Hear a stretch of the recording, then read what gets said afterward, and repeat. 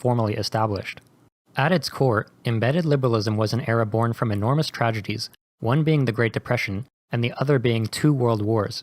The architects of embedded liberalism, such as Keynes, sought to construct a world that was much more economically and politically stable than the tumultuous decades that had preceded it. The means of achieving this stability was to balance 2 somewhat conflicting objectives.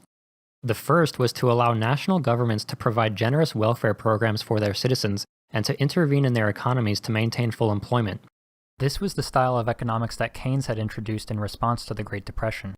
Developed countries around the world now agreed that any successful international economic system would have to assure that governments could still pursue domestic stability, employment, and growth without allowing domestic goals to be dislocated by global shocks. The second objective was the resuscitation of an international trading system that would boost global GDP.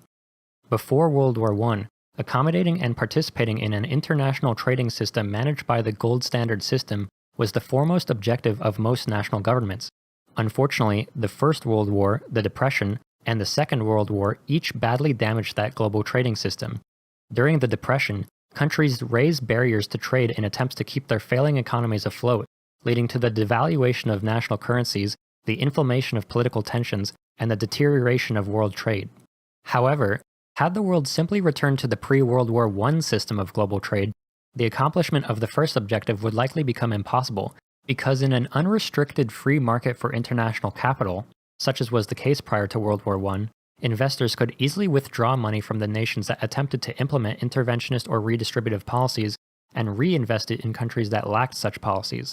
Also, the Bretton Woods representatives were keen to avoid another Treaty of Versailles situation, where unrealistic and unsustainable economic expectations were imposed on countries that could not satisfy those requirements, engendering balance of payment crises and the spread of reactionary movements.